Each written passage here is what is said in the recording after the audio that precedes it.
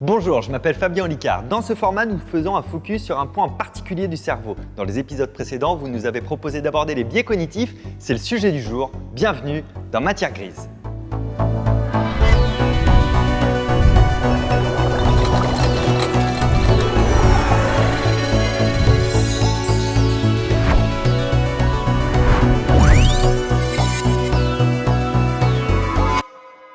Dans cet épisode, nous allons vivre 4 expériences. Expérience 1, tous biaisés. Expérience 2, lecture de pensée. Expérience 3, le grand test collectif. Expérience 4, c'est à vous.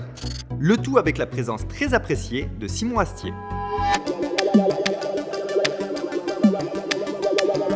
Il est presque certain que vous avez déjà tous entendu parler des biais cognitifs. Quelque chose de biaisé, c'est quelque chose qui ne va pas droit d'un côté, qui est biaisé. Lorsqu'une information subit un biais cognitif, alors elle est biaisée, c'est-à-dire qu'elle est détournée, qu'elle est malaxée, qu'elle perd son sens initial et du coup notre raisonnement est erroné. C'est le biais d'optimisme qui, par exemple, dans le cadre d'une épidémie, fait qu'on se sent moins à risque que les autres et donc qu'on va prendre un peu moins ses précautions que les autres. Et pourtant, dans le même temps, on va être capable d'être très critique envers d'autres personnes qui ne prennent pas les précautions qu'il faudrait, comme nous. C'est le cas par exemple de l'utilisation du préservatif qui oblige à des campagnes de sensibilisation régulières. Les magiciens qui ont pour métier de tromper notre cerveau utilisent les biais cognitifs pour nous illusionner avec notre consentement. Et ça, c'est ce qu'on va voir maintenant.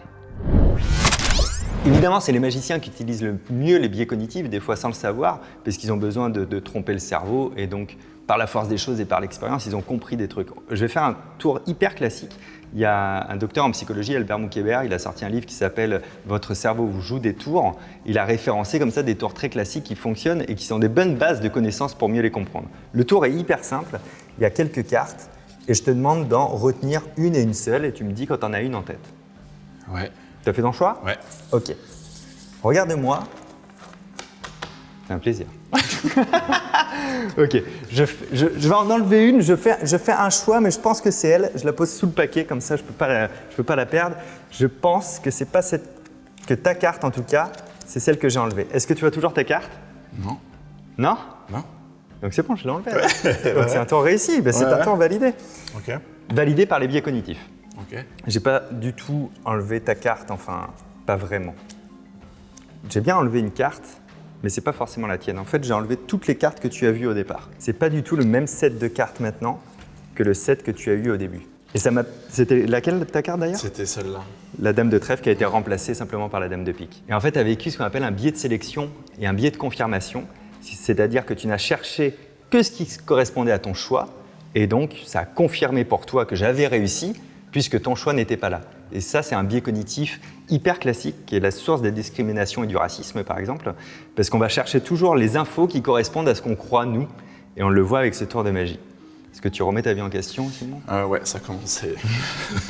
Mon choix, mon parcours, mes erreurs. Ouais, bien joué, bravo. Le biais de sélection et de confirmation a été utilisé dans le premier tour car nous cherchions la carte que nous avions choisie pour confirmer son absence. Et c'est ce raisonnement qui nous a donné l'illusion que le tour avait fonctionné. Ce biais est dangereux quand il s'agit de nos opinions, car du coup, on va avoir spontanément tendance à aller chercher de l'information qui conforte nos opinions de base. Le biais de sélection et de confirmation est malheureusement souvent à l'origine des discriminations, du racisme, etc. Avant de passer à la suite, je vous rappelle que cette vidéo est sponsorisée par... Par toi, c'est tout le temps toi. Il n'y a pas de sponsor pour Matière Grise, donc... toujours par moi-même. Pourquoi on est en colère déjà? Parce qu'on vient de payer les impôts. On n'a qu'à écrire un livre. On pourrait faire un tour de table avec tout le monde et on trouve le sujet. Et il est où bonheur? On ne peut pas le faire s'il n'y a pas bonheur, il est jamais là celui-là. C'est là-dessus qu'on devrait écrire un livre. Je suis sûr que Fabien il a plein de trucs à dire sur le bonheur et puis l'échec qui se pointe toujours aussi. Pas con. Bonheur est caché dans un coin de votre cerveau, c'est mon nouveau livre qui est sorti le 24 septembre dans toutes les librairies, dans les Fnac, dans les Cultura, sur internet et ça traite principalement du bonheur, il n'y a pas trop de surprises, mais surtout de l'échec, de la flexibilité mentale, de la réussite et de toute ma vie que j'ai dû mettre un petit peu à nu pour vous dire qu'on pouvait changer son rapport à l'échec et son rapport au bonheur. Voici une étude très étonnante qui a eu lieu en 2006 en Allemagne. On a demandé à des juges de faire un exercice très simple, de lire le compte-rendu d'un vol à l'étalage hyper classique. Un peu plus tard, on a demandé à ces mêmes juges de lancer 2 dés. Mais les dés étaient complètement pipés et le résultat obtenu était forcément 3 ou 9. Toujours un peu plus tard, on a demandé à ces mêmes juges de prononcer une sentence pour le vol à l'étalage. On leur disait combien de mois de prison pour le voleur. Les juges qui ont obtenu 9 au dé ont donné en moyenne 8 mois de prison comme sentence. Les juges qui ont obtenu 3 au dé ont donné en moyenne 5 mois de sentence pour le voleur. Évidemment, ça c'est à cause d'un biais, et c'est le biais d'ancrage. Le biais d'ancrage est tellement fort qu'il fonctionne sur des juges qui ont pourtant 15 ans d'expérience et dont l'image du résultat des dés n'a pourtant rien à voir avec le vol à l'étalage.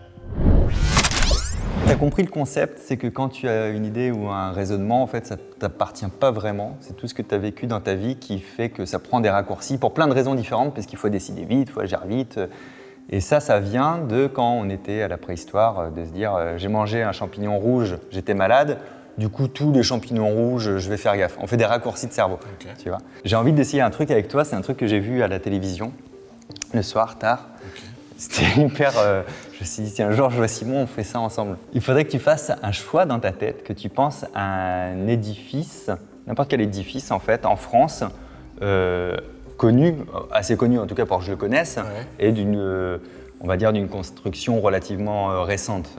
Tu vois, c'est pas les pyramides d'Égypte par exemple. Donc, Qui sont pas du tout en France en plus pour le coup. Du coup, tu choisis voilà, un édifice, construction relativement récente, quelque part en France, tu me dis pas lequel évidemment, et tu me dis quand t'es OK. Ok, récente, ça veut dire, voilà, pas très lointaine dans le temps. Ça peut, on peut s'offrir 200 ans ou 300 ans, tu vois. Non, mais ça peut être un immeuble connu, ça peut Oui, être voilà, exactement, un ça portail connu, par exemple. Donc, mon choix de monument est fait. Ok, change. Non, je rigole. C'est juste pour le plaisir de te voir gagner. J'ai gagné un peu, ok. J'ai senti qu'il n'y avait pas eu un grand choix, en fait. Non, bah oui, parce que oui. Ok. Ce monument, je vais dire à peu près ce que je perçois.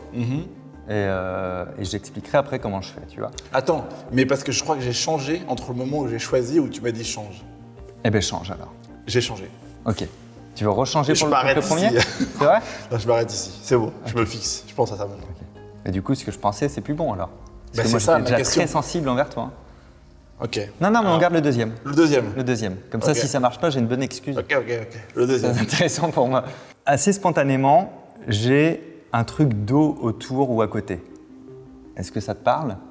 J'ai une source d'eau pas loin. Je suis pas Tu sûr, connais je suis pas peut-être sûr. pas assez le lieu. Non. D'accord, ok. J'ai quelque chose de très clair, d'ailleurs, il y a beaucoup de clarté et d'espace. Dans la structure, comme un espèce de U inversé. Pas l'arc de triomphe non plus, mais on est quand même sur, tu vois, quelque chose d'arrondi à l'envers. J'ai un arrondi très présent, beaucoup d'activités, beaucoup de mouvements autour. J'ai les couleurs bleues et rouges, peut-être au-dessus. Est-ce que ça te parle, ça, ou c'est moi dans ma tête? Bah, c'est toute la complexité du truc, c'est que ça me parle sur un des deux que j'ai choisi. Ok. Est-ce que tout match plus sur l'un des deux? Ouais. Ah ok, donc je suis sur le premier, c'est ça? Ouais. Ok, d'accord. Et c'est quoi le premier du coup? C'est Beaubourg. Et c'est Beaubourg. Et donc on a tout, on a Ouais, les arrondis, on a le la rouge, clarté, le bleu, on les a gens, l'eau le pas passage, loin, on a ouais. le passage, on a tout. Donc je t'ai décrit Beaubourg, ce qui est déjà pas si mal Bah, du coup. ce qui est déjà respect. Ok, maintenant on peut parler de ça. Carrément. En fait, ça c'est Patrick Froment, qui est un autre mentaliste qui a écrit un livre et que je connais bien. Et il a référencé un truc à la télévision qui est juste dingue. C'est un voyant qui devine des monuments dans une enveloppe. À un moment donné, ils ont fait ce test pour voir la fiabilité de sa voyance. Ce que je t'ai dit, c'est exactement ce qu'il a dit. Ni plus, ni moins. Ah. Et en fait, Patrick Froment, en faisant un peu de recherche, s'est aperçu que pour tous les monuments relativement récents en France, connus d'un peu tout le monde, la plupart de ces éléments-là matchent. Et on s'est dit, comment ça se fait que ça fonctionne du coup? Parce qu'il y a l'effet Forer, autrement appelé l'effet Barnum, qui fait que des généralités ou des choses vagues, tu vas te les approprier pour que ça colle à quelque chose. Ok. Moi, je ne sais pas de quoi je t'ai parlé. Je t'ai répété ce que disait le voyant, en fait. Mais si tu avais choisi la tour TF1, Ouais. bah en fait, il y a de la clarté, il y a de l'activité autour, il y a de l'eau à côté avec la Seine, il y a le bleu et rouge en haut, il y a et tout fonctionne. Le U inversé, tu le colles où tu veux. Mais si tu prends la tour Eiffel, le U inversé, ben on le voit aussi dans le bas. Il y a de l'activité, des gens autour, le bleu et le rouge, du bleu blanc rouge, Ah oui, de oui. l'État oui. français. D'accord. Et Ok. Et l'effet Barnum, l'effet Forer, il est un peu ouf. C'est ce qui fait que les horoscopes fonctionnent, par exemple. On peut croire en l'astrologie, ça, c'est pas le problème. Mais en tout cas, qu'on y croit ou pas, on va toujours ramener à ce qu'on connaît de nous-mêmes pour se dire « c'est quand même incroyable, ça ». Parce qu'il a dit exactement ce que j'avais dans la tête. Et en poussant un petit peu avec des lieux communs, c'est un truc qu'on utilise beaucoup en mentalisme, en cold reading, on peut donner le sentiment à la personne d'avoir lu sa pensée alors qu'on n'a rien lu. On peut lui faire même donner la réponse sans qu'elle s'en rende compte pour la réutiliser 15 minutes plus tard et dire « et du coup je pense que tu penses ça » et la personne elle fait « waouh ». En ratissant large, Oui. en recoupant des éléments vagues mais évocateurs, on peut trouver n'importe quoi. C'est vrai. Moi je peux te faire une séance de voyance comme ça. Mais c'est vrai. Moi je perçois juste une douleur à un moment, mais c'était vraiment il y a des années et ça a été une trahison pour toi. Des fois encore, tu y repenses même parfois. Ouais. Et ça t'a construit un peu différemment parce que tu dis, bah ok, maintenant je vais être un peu plus dur. Mais au fond de toi, tu sais que ça n'a pas complètement guéri, tu vois, ça fait partie de ta vie. Et on peut aller très loin. Quand on prétend savoir des choses sur vous, demandez toujours des détails de ça. Demandez toujours un peu plus de confirmation, de choses comme ça. Ne donnez pas la réponse avant l'autre parce que sachez que votre cerveau a besoin de donner de la cohérence et du sens à tout. Il va toujours en chercher. Il voit un numéro de train, s'il y a une date de naissance dedans, il va se dire « mais c'est fou quand même, parce que ça c'est quand même le train qui était important et j'ai vu ma date de naissance dedans, c'est quand même un signe. Non, c'est un train. » Ça n'a vraiment rien à voir. Voici un autre genre de biais, l'effet Barnum ou encore l'effet Forer. Ce biais force notre cerveau à accepter quelque chose de vague, de général, comme étant quelque chose de personnel à nous. Tout à l'heure, votre cerveau a cherché à donner du sens entre ce que nous disions et ce que vous pensiez, pour que tout soit cohérent. Cet effet de validation subjectif est d'ailleurs ce qui est reproché aux médiums et aux voyants. Le meilleur moyen d'étudier un biais cognitif est encore de le démontrer sur un groupe. Plusieurs études ont été réalisées sur le sujet et des documentaires ont même été faits en caméra cachée. C'est exactement ce qui va se passer maintenant. Des abonnés ont été invités à participer à ce tournage. Tous ont reçu un mail avec des consignes. Tous, sauf un. Et c'est ce que vous allez découvrir maintenant. On va faire ensemble des tests de questions-réponses. Il n'y a pas de piège, il n'y a pas de trucs à gagner ou de trucs à perdre. C'est les statistiques des réponses et des groupes de réponses qui vont m'intéresser par la suite. Donc, si vous ne savez pas, vous tentez une réponse, essayez de répondre quelque chose. Parce qu'en fait, vous n'avez pas trop le choix. Puisque pour me répondre, vous allez devoir lever la main. Okay, à chaque réponse, si je dirais est-ce que c'est 1 ou 2, si c'est 2, levez la main. Je considère que si la main n'est pas levée, c'est 1. Est-ce que ça, c'est clair? Si oui, levez la main. C'est parfait. J'ai l'impression de vous engueuler un peu. Quand j'ai vu ton attitude… Moi, je sais que je la ramène pas. Quoi. Ouais, c'est vrai, j'ai pas eu le temps de la ramener. En gros, c'est les questions que j'ai prises en m'inspirant du film Cognition, qui est sorti il y a un mois. Tout le monde l'a vu ici. Levez la main ceux qui l'ont vu. Ok, tout le monde l'a vu. Tout le monde. Presque. Ah, tu l'as pas vu. Tu l'as pas vu. 2 personnes. La première question, on va voir si vous avez vu le dernier épisode de Matière Grise. C'est ce qui me prouve votre fidélité envers mon travail. Pourquoi vous détendez le regard? Tu étais très intéressé par cette tache-là sur la table. Non, j'étais plus là-dessus. Je me disais, c'est incroyable ce nœud qui reflète avec le soleil. Quelle est la ville la plus au sud entre New York et Rome? Levez la main pour New York. Si je lâche 1 kg de plomb ou 1 kg de bois en même temps, lequel arrive au sol en premier? Levez la main pour le bois. Est-ce que quelqu'un a des commentaires à faire sur ma question? C'est les deux. 1 kg, c'est 1 kg, que ce soit en bois ou pas en bois, c'est la même masse. Exactement. Et c'était très intéressant pour moi d'avoir cette réaction-là, de voir les yeux qui faisaient… En fait, il a dit si je lève pas, c'est que je réponds quand même. Et là, du coup, c'est vraiment pas cool. Ok, c'était vraiment pour donner de la matière que je commenterai plus tard dans la vidéo. Toi, tu aurais dit quoi? Moi, non. Moi, j'aurais dit exactement comme mademoiselle. Ouais, c'est ça. Ça te brûlait les lèvres. Bah moi, ouais, je voyais, tu sais, après, les mouvements de lèvres qui commençaient à faire… La politesse, c'est l'éducation, en fait. Je laisse parler madame avant, c'est normal. C'est assez respectueux, hein, de la manière de… Excusez-moi d'être poli. Pardon, peut-être un mec bien. Pardon. Combien de tableaux a vendu Van Gogh de son vivant? 1 ou 11? Levez la main pour 1. Ça, c'est intéressant. J'ai regardé si le… À l'école, on n'avait pas des trucs comme ça. On n'avait pas des demi-trucs de… Ça me colle une pression incroyable, ce truc. Je sais pas pourquoi. Du coup, c'est Simon qui vous donne la réponse. C'était… Ça commence par un 1. Et ça finit par un 1. Ah, super. Je dirais 1. 1 Ouais. Ouais, c'est ça, c'est 1. Il a vendu qu'un seul tableau de son vivant, tout le reste, ça a été post-mortem. Est-ce que mon vrai prénom est Fabien Olicard ou est-ce que j'ai pris un pseudo pour la scène, qui peut être que sur le prénom ou que sur le nom de famille, évidemment. Levez la main si vous pensez que j'ai pris un pseudo. Pseudo pour tout le monde. On passe à la question suivante, c'est tout à fait correct. Si je mélange du jaune et du bleu, jaune et bleu, est-ce que j'obtiens du vert ou du orange? Levez la main pour orange. Quelle est l'origine du mot parmentier? Est-ce que c'est le nom de son inventeur ou le fait qu'on mettait avant du jambon de Parme? Levez la main pour... non, levez la main pour inventeur.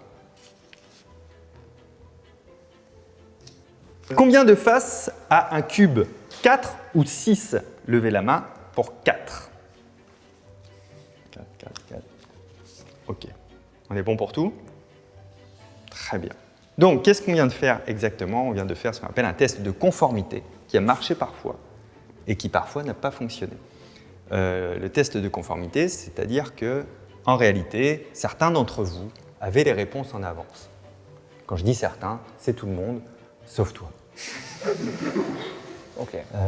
Tu n'as pas levé la main sur le film Cognition tout à l'heure? Oui. Tu l'as pas vu?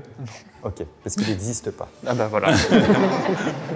Mais eux étaient au courant et je voulais voir un petit peu si tu allais lever la main ou pas, ou si Simon pour te sûrement allait lever la main. Tu vois. Fabien Olicard, c'est mon vrai nom. Je sais que ça se sait ou que ça se pressent, mais je voulais voir un petit peu si, quand tout le monde commence à lever la main, s'il n'y a pas de doute, est-ce que tout le monde lèvera bien la main là-dessus, sur le pseudo, et tout le monde se dit oui, allez, c'est un pseudo, d'accord. Est-ce que tu connaissais sincèrement la réponse sur si je mélange du jaune et du bleu, j'obtiens du vert ou du orange? La réponse, c'est du vert, c'est un truc qui est assez connu. Je me suis demandé si tu connaissais la vraie réponse ou pas. Pas du tout. Pas du tout. Aucune idée. Donc, comme tu n'as eu aucune idée, tu t'es dit, je me plie au groupe à ce moment-là? Complètement. C'est ça qui s'est passé? Oui. Ok, ça c'est intéressant de se dire, dans le biais de conformité, qu'on appelle aussi ça le mouton de Panurge, en fait, on suit le groupe si on ne sait pas, tu vois, plutôt que d'être à l'inverse du groupe, parce que ton hasard, ça aurait pu te dire aussi, bah, je ne lève pas la main parce que je ne sais pas et c'est la réponse inverse, peu importe, hein. C'est qu'on va avoir tendance à suivre le groupe. Ok. Parmentier, tu ne savais pas que ça venait de son inventeur? Donc, Pas du tout. eh bien, à partir de maintenant, ce sera le jambon de Parme pour toi, mais c'est trop le bien. vrai nom de Parme. Et donc, pareil, tu as resuivi le groupe de la même manière dans cette étape-là? Tu t'es dit, s'il lève la main, c'est qu'ils savent? Un peu, ouais. Ouais, ok. Et alors maintenant, je suis très curieux de savoir ce qui s'est passé, pourquoi tu n'as pas levé la main sur le cube. Je l'ai visualisé. Ouais. Et tu t'es dit, il y a 6 1, 2, faces. 3, 4, 1, 2. Ok. Et le fait que tout le monde lève la main, ça t'a perturbé une seconde ou pas? Non. Non? Non, je l'avais dans la tête. Ok. Donc Donc tu étais sûr de ta donnée. oui. Ok, c'est hyper intéressant parce que dans des expériences plus longues qui ont été faites, mais qui prennent 1h30, et donc je n'allais pas la reproduire aujourd'hui, quand on fait des tests comme ça sur toutes les personnes, et donc il y a 1 ou 2 personnes comme ça qui est dans le test qui subissent ce que tu viens de subir, il y a 1 heure de questions normales, et après au fur et à mesure, il y a les fausses réponses qui arrivent, qui sont parsemées et clairsemées. C'est assez passionnant parce que eux, ils viennent en plus pour quelque chose à gagner, un job, quelque chose, tu vois. Donc il y a un vrai enjeu. Et le test du cube a été fait, qui est un test assez basique, personne ne se trompe à ça. Et tu vois, les personnes se mettent à lever la main sur 4 de manière contre nature. Et donc je voulais voir si ça allait le faire aussi rapidement, j'en doutais un peu, mais de savoir que là, ça t'a même pas traversé l'esprit, je trouve ça trop cool, quoi. Merci beaucoup en tout cas de vous être prêté au jeu. C'était la raison principale de votre venue ici, parce que faire le test de conformité que sur une personne, c'était moins marrant. Voilà. Merci à vous. Que s'est-il passé? Nous avons pu assister au biais de conformité, autrement appelé le syndrome de Panurge, par rapport aux moutons qui suivent le groupe. Pourtant, il faut que vous sachiez que le groupe a répondu faux de manière volontaire par rapport aux mails et aux consignes qu'on leur avait données avant. Une seule personne parmi eux n'avait pas reçu le mail et les consignes. La vraie question, c'est est-ce que cette personne a répondu faux parce qu'elle n'avait pas la réponse ou parce qu'elle a voulu se conformer au groupe? Voici une étude de 2013 de l'université de Princeton qui fait suite aux travaux du psychologue Solomon Asch dans les années 50. Il semblerait que ce soit l'insula située au niveau du cortex cérébral qui s'activerait lorsqu'elle sent qu'on va se faire rejeter du groupe auquel on appartient. L'insula collecte les informations émotionnelles et sous la pression d'un potentiel rejet peut lâcher son opinion de base pour se conformer au groupe. Une autre étude de 2012 se référant à Condorcet a étudié le système de pensée des votants. 1000 personnes devant voter pour un candidat ont été réunies. Ils avaient tous un vote qui était clair et défini dans leur tête. Juste avant qu'ils n'aillent voter, on leur a fait voir un sondage. Et ce sondage montrait volontairement le candidat opposé au leur largement en tête. Qu'est-ce qu'il s'est passé? 25% des électeurs ont changé leur vote à la dernière seconde en faveur du vote mis en avant dans les sondages. Une personne sur 4, avec un simple sondage. Cela démontre qu'il faut arrêter de publier des sondages permanents, qu'ils soient réels ou trafiqués, c'est même pas la question qu'on se pose. Méfiez-vous du biais de conformité, soyez toujours libre de vos opinions et réfléchissez toujours si vous avez un raisonnement par rapport à vos pensées ou par rapport au groupe.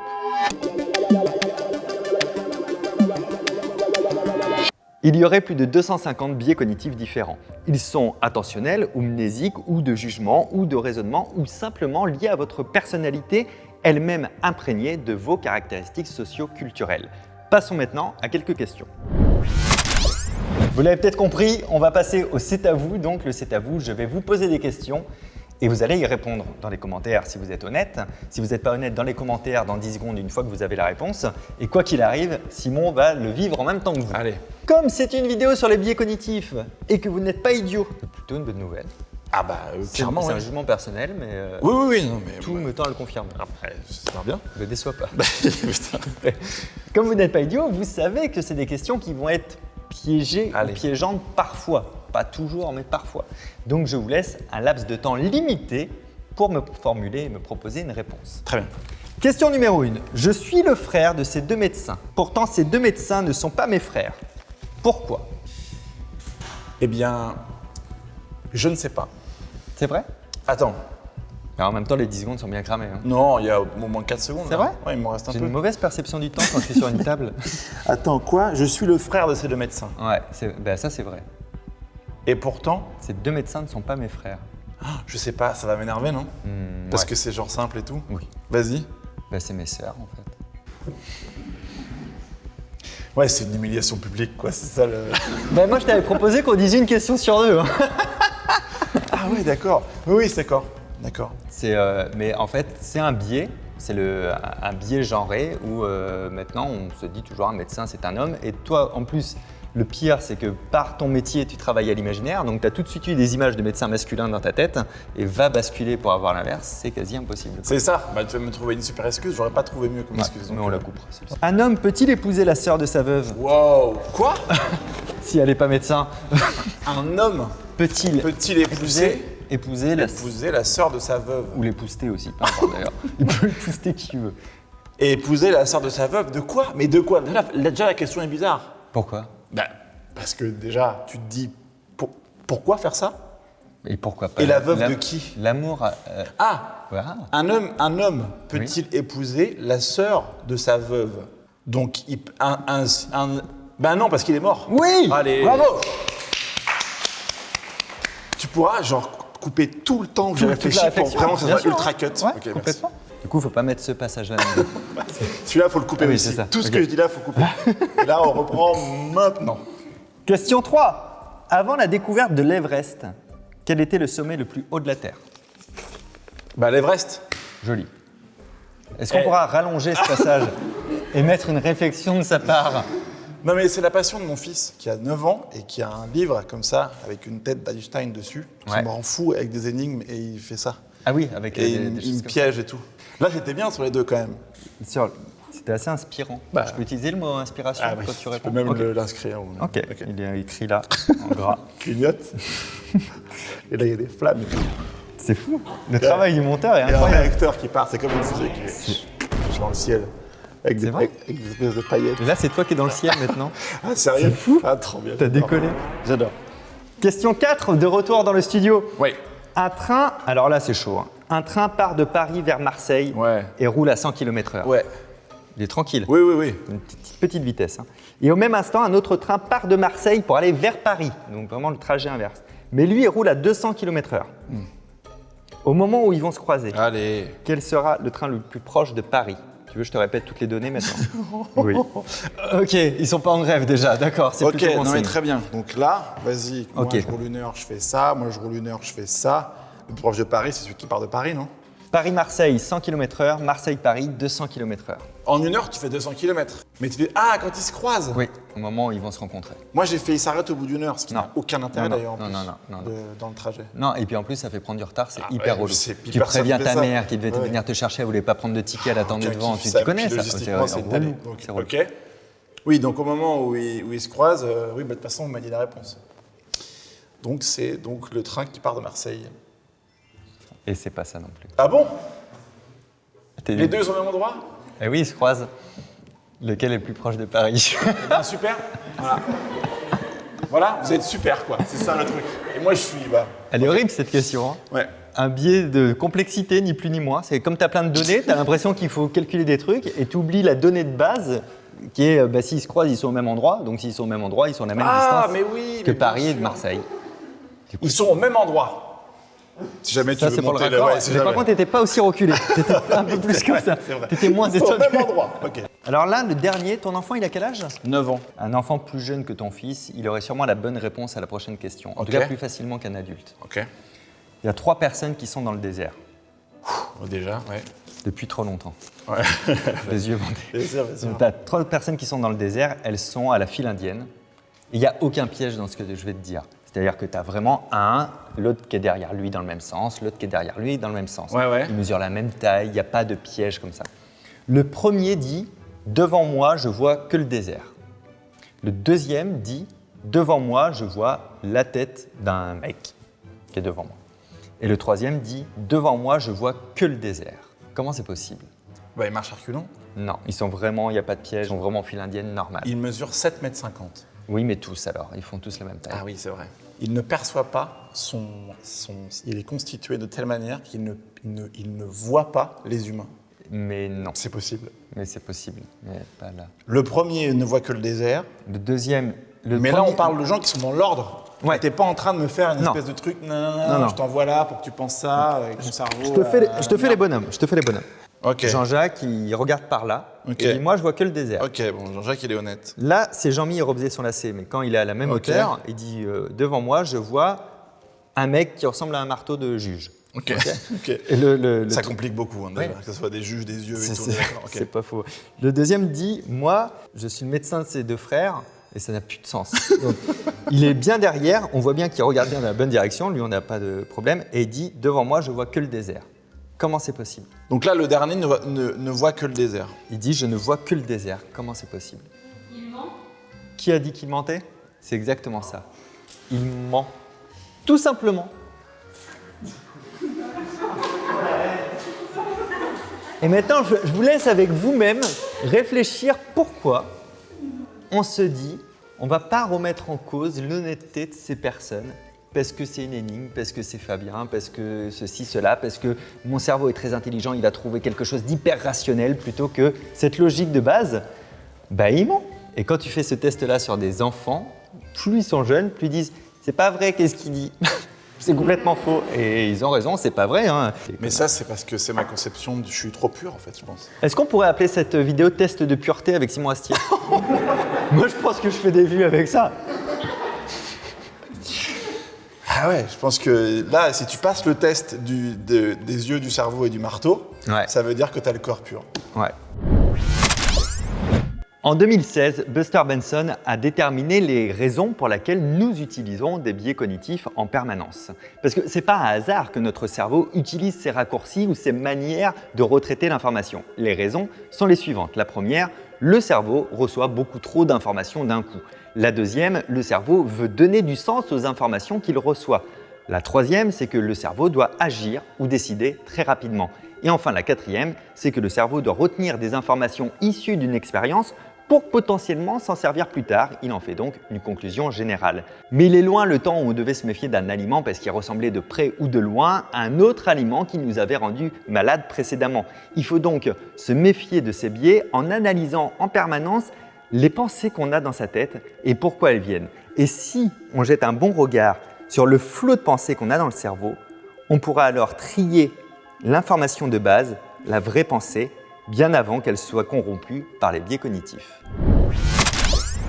Merci à tous les participants, merci à toute l'équipe, merci à Fanny à la production, à Loïc à la réalisation et un grand merci à Simon Astier qui a sauvé ce tournage en remplaçant un invité à la dernière minute. C'était super chouette de sa part. D'ailleurs, vous pouvez aller le voir jouer au Théâtre Michel à partir du 3 décembre où il va interpréter le discours. Le lien est dans la description. Vous pouvez liker cette vidéo, la partager, vous abonner, c'est gratuit évidemment pour ne pas rater les prochains épisodes et les précédents épisodes de Matière Grise sont dans la description. Alors, pouvons-nous améliorer notre dépendance aux biais? Sommes-nous vraiment maîtres de nos raisonnements? Pouvons-nous changer notre système de pensée? Nous aurons la réponse à tout cela et bien plus dans les prochains épisodes de Matière Grise. À très bientôt. Ciao!